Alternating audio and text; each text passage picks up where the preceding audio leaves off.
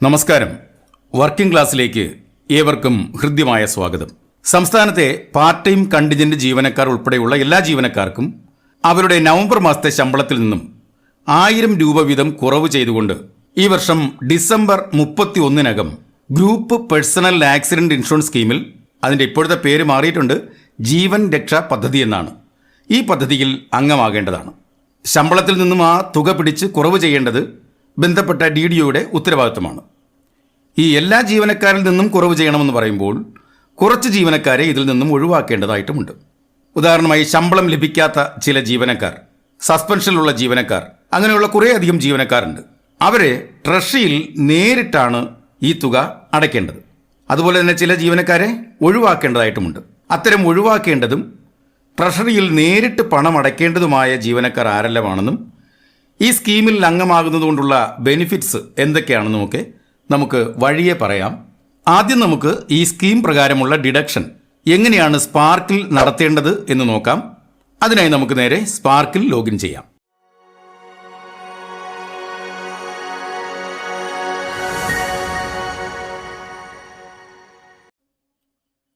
അപ്പോൾ നമ്മൾ സ്പാർക്കിൽ ലോഗിൻ ചെയ്തിരിക്കുകയാണ്. ഇവിടെ സാലറി മാറ്റേഴ്സ് എടുക്കുക. സാലറി മാറ്റേഴ്സിൽ ചേഞ്ചസ് ഇൻ ദ മന്തിൽ ഡിഡക്ഷൻസ് നോക്കുക.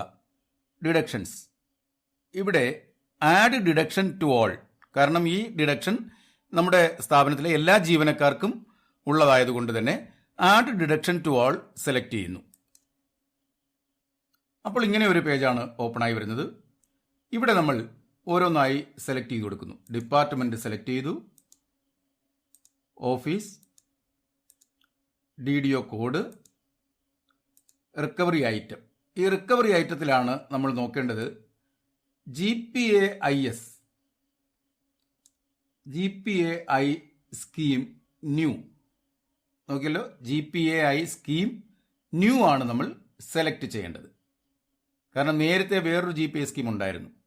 ഇത് ഹെഡ് ഓഫ് അക്കൗണ്ട് മാറിയപ്പോൾ GPAI സ്കീം ന്യൂ ആയി. നമ്മളത് സെലക്ട് ചെയ്യുന്നു. തൊട്ട് താഴെ ബിൽ വൈസ് ആണോ ഡെസിഗ്നേഷൻ വൈസ് ആണോ എന്നാണ് ചോദ്യം. നമ്മളിവിടെ ബിൽ വൈസ് എടുക്കുകയാണ്. ഓരോ ബില്ലായിട്ട് നമ്മൾ സെലക്ട് ചെയ്യാം. ആദ്യം നമുക്ക് ഇതിലാദ്യം കിടക്കുന്ന ഒരു ബില്ല്. ഇപ്പോൾ നമ്മുടെ സ്ഥാപനത്തിൽ പല ബില്ലുകളുണ്ടാകും. ഇവിടെ clerk, HI, JHI, pharmacist, PHN, PTS, SDO അങ്ങനെ തുടങ്ങി കുറേ ഹെഡുകൾ ഉള്ള ഒരു സ്ഥാപനമാണ്. ഇവിടെ നമ്മൾ ഒരു ഹെഡ് തിരഞ്ഞെടുക്കുകയാണ്. ആദ്യത്തെ ഒരു ഹെഡ് തിരഞ്ഞെടുത്തു. റിക്കവറി എമൗണ്ട് അടുത്ത കോളം. നമുക്കറിയാം 1000 രൂപയാണ് ഡിഡക്ട് ചെയ്യേണ്ടത്. നമ്മൾ 1000 രൂപ അവിടെ എൻ്റർ ചെയ്തു. ഫ്രം ഡേറ്റ് ഏത് മാസം? നവംബർ മാസം 1-ാം തീയതി മുതൽ, അതായത് 1/11/2023 മുതൽ. ഇത് ഒറ്റ തവണയാണ് പിടിക്കേണ്ടത്. ഒരു മാസം, ഒരു വർഷത്തിൽ ഒരു പ്രാവശ്യമാണ് പിടിക്കുന്നത്. അതുകൊണ്ട് തന്നെ ആ ഒരു മാസം മാത്രമേ ഡിഡക്ഷൻ വന്നാൽ മതി. അതുകൊണ്ട് 1/11/2023 മുതൽ 30/11/2023 വരെയുള്ള ശമ്പളം, അതായത് നവംബർ മാസത്തെ ശമ്പളമാണ്. അത് നമ്മൾ എൻ്റർ ചെയ്തു. അതിനുശേഷം പ്രൊസീഡ് ബട്ടൺ പ്രസ് ചെയ്യുന്നു. Are you sure to proceed എന്നാണ് ചോദ്യം. ഓക്കെ കൊടുക്കുന്നു. Selected recovery item included for all employees. Okay കൊടുത്തു. ഇനി നമ്മൾ അടുത്ത ഹെഡ് തിരഞ്ഞെടുക്കുന്നു. HI1 എന്ന് പറയുന്ന ഹെഡ് തിരഞ്ഞെടുത്തു. അവിടെ നമ്മൾ മാറ്റമൊന്നും വരുത്തേണ്ട കാര്യമില്ല. ബാക്കി എല്ലാം അത് തന്നെയാണ്. HI1 സെലക്ട് ചെയ്തു, പ്രൊസീഡ് ചെയ്തു. ഓരോ ഹെഡായിട്ട് നമ്മൾ സെലക്ട് ചെയ്യുകയാണ്. അപ്പോൾ എല്ലാ ഹെഡിലും നമ്മൾ ഈ ഡിഡക്ഷൻ ചേർത്ത് കഴിഞ്ഞു. ഇനി നമുക്കറിയേണ്ടത് നമ്മൾ നടത്തിയ ഈ ഡിഡക്ഷൻ അവരുടെ ശമ്പളത്തിൽ റിഫ്ലക്റ്റ് ചെയ്യുന്നുണ്ടോ, അവരുടെ ശമ്പളം പ്രോസസ്സ് ചെയ്യുമ്പോൾ ഈ തുക അതിൽ നിന്നും കുറവ് ചെയ്യപ്പെടുമോ എന്നാണ്. അതിനുവേണ്ടി നമുക്ക് വീണ്ടും salary matters, changes in the month, present salary എടുക്കുന്നു. ഓക്കെ കൊടുത്തു. ഡിപ്പാർട്ട്മെന്റ് സെലക്ട് ചെയ്തു, സ്ഥാപനം സെലക്ട് ചെയ്തു. നമ്മൾ ഡിഡക്ഷൻ നടത്തിയ ഒരു ജീവനക്കാരൻ്റെ പേര് നമ്മളിവിടെ സെലക്ട് ചെയ്യുകയാണ്. സെലക്ട് ചെയ്തു, ഗോ കൊടുക്കുന്നു. അപ്പോൾ ഈ ജീവനക്കാരൻ്റെ പ്രസന്റ് സാലറി ഡീറ്റെയിൽസ് ആണ് ഇപ്പോൾ കാണുന്നത്. അതിൽ GPAI സ്കീം ന്യൂ ഉൾപ്പെട്ടിട്ടുണ്ടെന്ന് നോക്കാം. ഇവിടെ GPAI സ്കീം ന്യൂ വന്നിട്ടുണ്ട്. 1000 രൂപ ഡിഡക്ഷൻ ആയിട്ടുണ്ട്.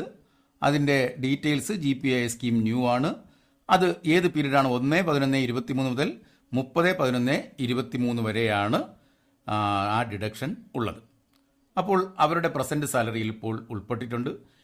ഇതുപോലെ എല്ലാ ജീവനക്കാരുടെയും പ്രസന്റ് സാലറിയിൽ ഈ തുക ഇപ്പോൾ കുറവ് ചെയ്യപ്പെട്ടിട്ടുണ്ടായിരിക്കും.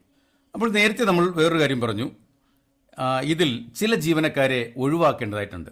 ഈ മാസത്തെ ഈ GPAIS സ്കീമിൽ ഉൾപ്പെടുത്തേണ്ടാത്ത ചില ജീവനക്കാരുണ്ട്. അതാരായിരിക്കും?